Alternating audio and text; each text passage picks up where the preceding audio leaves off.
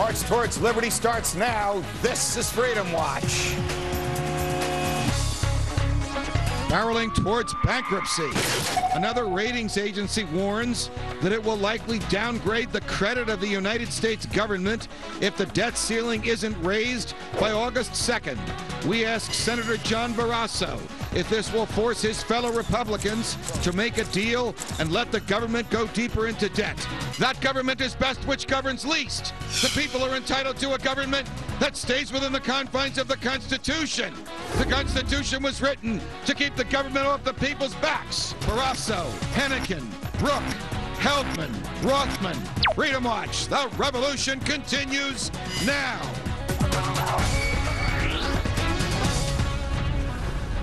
Tonight on the docket, yet another ratings agency, this time Fitch, gave the federal government a stern warning today when it threatened to put the government's bond rating on watch negative if a debt deal isn't made by August 2nd.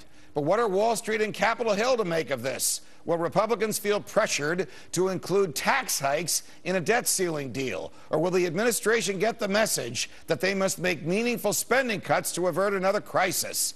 And in a conference call today with chief financial officers of major U.S. corporations, Treasury Secretary Tim Geithner assured them that the U.S. will not default on its debt. But he added that the government shouldn't make too many spending cuts for fear of stunting economic growth.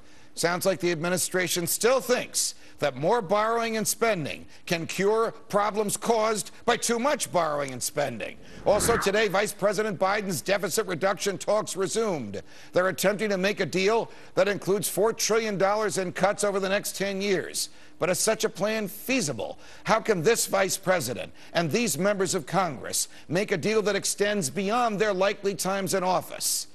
Here to discuss the convoluted economic messages from today's events is Wyoming Republican Senator and orthopedic surgeon John Barrasso. Senator Barrasso, it's always a pleasure. Welcome back to Freedom Watch.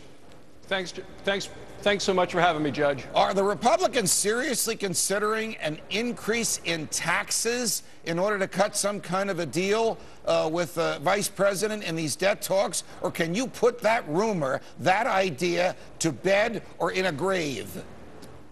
Put it to rest, put it in a grave. We are not looking at increasing taxes. The problem the American people know isn't that we're taxed too little, it's that we as a country spend too much. We have to cut the spending. And when the Secretary of the Treasury talks about increasing revenue, the way to increase revenue is to get people back to work. We need a vibrant and a robust economy. That's what happens. That's how you get people back to work. And as a Republican, I want to make it easier and cheaper to create private sector jobs in the country, but this administration continues to make it harder and more expensive to create private sector jobs. What do you think is going to happen with the increase in the debt ceiling, Senator Barrasso? Is there going to be some short-term increase for 4 or 5 months, a few $100 billion here, a few $100 billion there? Or will the Republicans draw a line in the sand and say, you know, we were elected to stop the borrowing. Here's our golden opportunity. We have the numerical strength in both houses of Congress to stop it. No more borrowing, Mr. President. Run the government on the $250 billion you collect every month. Well, the president wants, a blank check. He wants a new credit card, and I don't know any Republicans who are interested in giving that to him. If he actually wants to raise the debt ceiling, he has to tie that to very significant cuts in spending and a very significant roadmap that sends a message to the world that we are serious about getting the spending under control.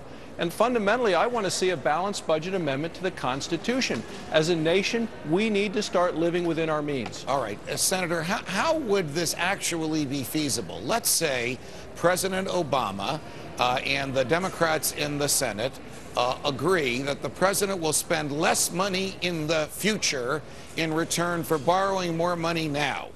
You know that there's no way that this president and this Congress can bind a future president and a future Congress. And a promise by President Obama in 2011 to spend less in 2013 might be utterly meaningless. He might not be the president in 2013. Well, we can always hope, Judge, that he's not the president in 2013. I'm with you. But they always do seem to find ways to wiggle out of these agreements. And the president talks about putting you know, a cap at some level, a capping spending at these levels are already much too high. We need to get back to 2008 spending levels. That's one of the irresponsible things that the president is putting forth. So we need to get the economy going. We need to get rid of a number of the rules and regulations. That's the way you get the economy sparked and get people back to work. There's so much uncertainty out there. Right. Some of it's the uncertainty. The other part is the policies themselves of this administration. And this president inherited a bad situation, and he has made it worse. Well, the policies are based on the Keynesian notion that the government needs to borrow money that doesn't belong to the government and spend it, and that will fuel the economy. We know that hasn't worked because it hasn't worked in the past 2 years. We know that FDR tried that and made things worse back in the 30s, Senator. But I want to get back to this stuff about what are they negotiating? Because if you and I agree that any deal cut today is not going to bind a future Congress, then what is the value of any deal? Why don't the Republicans just say we're not going to raise the debt ceiling? Because any promise or a string that accompanies that is not worth the paper that it's not going to be written on. Well, just like Tip O'Neill and Ronald Reagan came to an agreement on Social Security that has stood the test of time, I think you have to take a look at the major entitlements of this country, Medicare, Medicaid, and specifically Medicare. We know that it's going bankrupt. We know that it is the biggest part of the economy. That has to be part of the discussion. As long as the government spends more money than it collects, it's going to suck money away from entrepreneurs, which means fewer jobs. You understand that.